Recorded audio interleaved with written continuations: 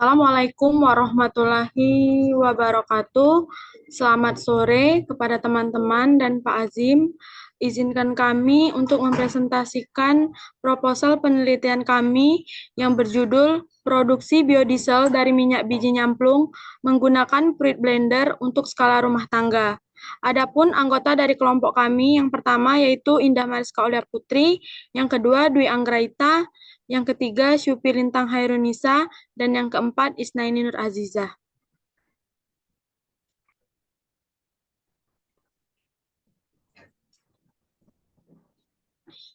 Baik, untuk yang pertama yaitu mengenai latar belakang.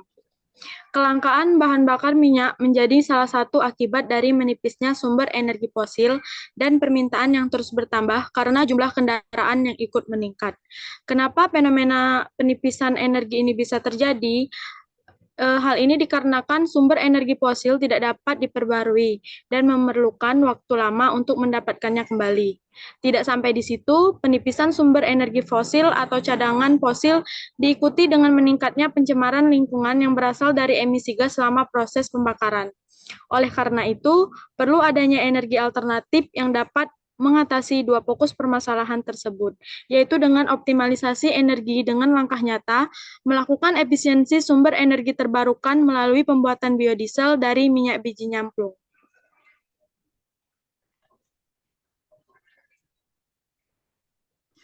Adapun tujuan dari penelitian kami, yang pertama mengetahui proses pembuatan biodiesel dari minyak biji nyamplung dengan menggunakan katalis NaOH dan pelarut metanol menggunakan fruit blender. Yang kedua, mengetahui kondisi optimal pada sintesis biodiesel dari minyak biji nyamplung dengan menggunakan katalis NaOH dan pelarut metanol menggunakan fruit blender. Yang ketiga, mengetahui sifat fisika dan kimia dari biodiesel yang dihasilkan dari nyamplung, katalis NaOH dan pelarut metanol menggunakan fruit blender. Next. Yang selanjutnya itu ada hipotesis. Hipotesis yang pertama yaitu semakin tinggi konsentrasi NaOH, maka reaksi yang berlangsung atau reaksi transesterifikasi akan lebih optimal, sehingga produk yang dihasilkan lebih berkualitas. Yang kedua, semakin rendah kandungan asam lemak bebas atau biasa dikenal dengan FFA dalam produk, maka kualitas produk yang dihasilkan semakin baik. Adapun batasan masalah dalam proses penelitian kami yaitu yang pertama, penelitian ini dilakukan dalam skala laboratorium.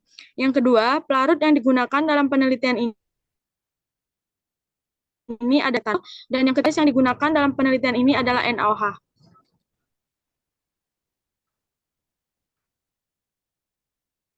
Untuk yang selanjutnya ada tinjauan pustaka. Nah, di sini ada variabel penelitian dari penelitian yang kami lakukan ini. Yang pertama ada variabel kontrol yang meliputi jumlah minyak biji nyamplung, suhu aqueous, suhu katalis, dan waktu proses esterifikasi.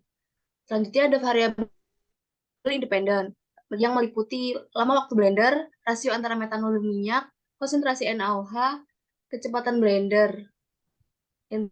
Dan yang terakhir ada variabel dependen yang meliputi kadar FFA, kondisi optimal dari biodiesel, sifat fisika kimia biodiesel, gugus fungsi, senyawa dalam biodiesel, dan jumlah produk biodiesel.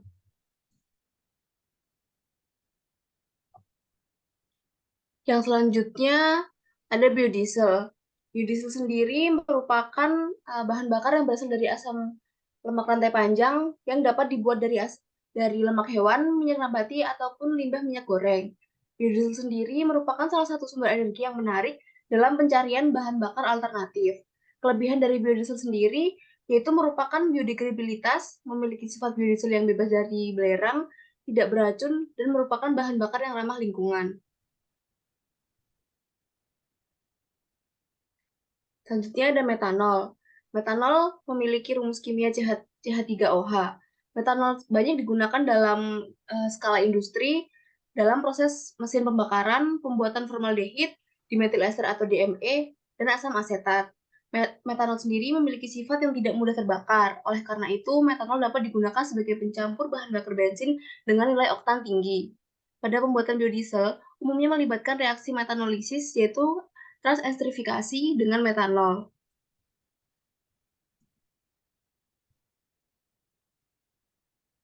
Selanjutnya ada minyak biji nyamplung. Tumbuhan nyamplung sendiri merupakan tumbuhan yang bisa hidup dan tumbuh di wilayah berpasir seperti daerah tepi sungai dan tepi pesisir pantai yang memiliki ketinggian hingga 200 mdpl. Tanaman nyamplung sendiri memiliki kandungan minyak yang tinggi, yaitu sebanyak 40-73%. Sedangkan minyak biji nyamplung diproduksi dari proses ekstraksi menggunakan mesin pres yang kemudian dilakukan pemurnian untuk menghilangkan kadar getah dalam minyak tersebut. Lalu ada natrium hidroksida atau NaOH. NaOH memiliki fungsi untuk membersihkan zat-zat pengotor yang tersisa dari suatu percobaan. Dalam penelitian ini, NaOH akan berperan sebagai penetralizer dari kandungan asam yang ada di dalam minyak. Dalam pengolahan minyak mentah, NaOH digunakan untuk memperbaiki kualitas minyak dengan menghilangkan kotoran sulfur di mana terjadi reaksi antara NaOH dengan asam lemah yang akan menghasilkan garam natrium dan volatil. Selanjutnya itu ada reaksi esterifikasi. Reaksi esterifikasi adalah reaksi yang dilakukan untuk menghilangkan asam lemak bebas dan dikonversi menjadi metil ester, sehingga biodiesel yang akan dihasilkan itu akan lebih optimum. Lalu ada reaksi transesterifikasi. Reaksi transesterifikasi adalah reaksi antara trigliserida dalam minyak nabati dengan alkohol sederhana menjadi metil ester, asam lemak, atau biodiesel dan juga gliserol. Nah, untuk mendapatkan produk murni biodiesel itu diperlukan pemisahan antara metil ester dan juga gliserolnya.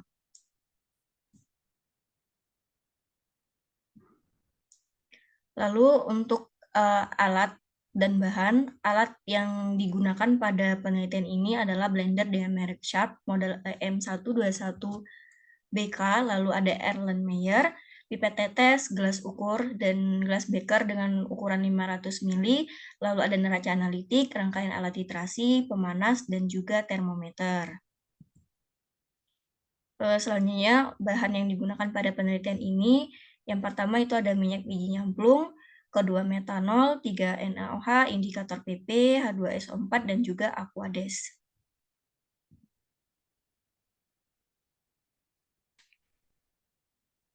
Untuk yang selanjutnya yaitu proses eksperimen pada produksi minyak biji nyamplung menjadi biodiesel, di mana untuk prosesnya terdiri dari 4 proses. Yang pertama yaitu pengujian kadar asam lemak bebas atau FFA pada minyak biji nyamplung, di mana proses ini dilakukan sebelum dan sesudah transesterifikasi. Untuk prosesnya yang pertama yaitu menimbang minyak biji nyamplung sebanyak 20 gram yang telah homogen pada suhu 60 derajat Celcius. Kemudian menambahkan sebanyak 50 ml isopropil alkohol ke dalam labu Erlenmeyer dan digocok hingga homogen. Serta yang terakhir yaitu menambahkan indikator PP sebanyak 2 hingga 3 tetes untuk dilakukan titrasi dengan NaOH 0,1 N hingga berubah warna menjadi merah muda. Untuk proses yang kedua yaitu proses esterifikasi, di mana pada proses ini dilakukan dengan mereaksikan minyak biji nyamplung dengan metanol dan bantuan katalis H2SO4 pada suhu 60 derajat Celcius menggunakan fruit blender selama 30 menit, kemudian didiamkan kurang lebih selama 24 jam. Lalu menguji sampel minyak biji nyamplung hingga diperoleh kadar FFA pada di bawah 2%.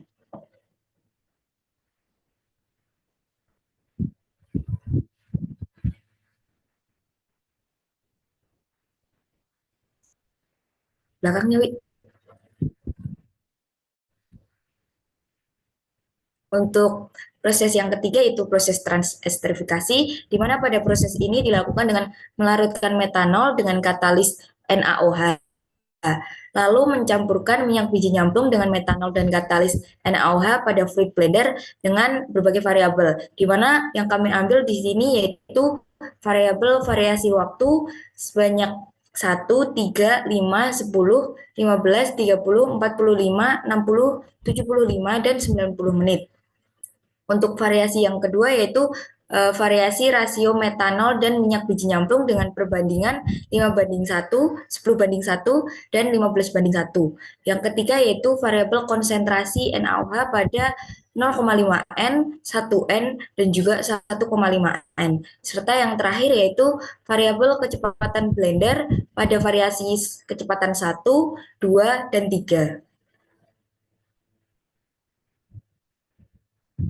Untuk proses yang keempat atau yang terakhir yaitu proses pencucian, di mana pada proses pencucian ini dilakukan dengan memanaskan aqueous hingga suhu 100 derajat Celcius. Kemudian mencampurkan aqueous pada biodiesel yang telah dihasilkan pada proses sebelumnya dan digojok hingga didapatkan dua lapisan, yaitu lapisan alkyl ester dan juga lapisan gliserol. Untuk proses analisis, di sini kami melakukan analisis ada 3. Yang pertama yaitu uji gugus fungsi menggunakan metode FTIR atau Fourier Transform Infrared Spektroskopi, di mana pada uji gugus fungsi ini untuk membuktikan bahwa transestrifikasi telah mendapatkan hasil berupa metil ester.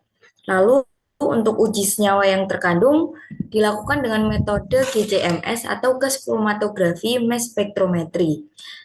Untuk uji senyawa ini, di mana hasil pada uji senyawa yang terkandung akan dikomparasi dengan hasil dengan metode FTIR. Lalu yang terakhir yaitu uji kadar asam lemak bebas atau FFA dengan melakukan pengukuran densitas pada masing-masing sampel hingga didapatkan FFA di bawah 2%.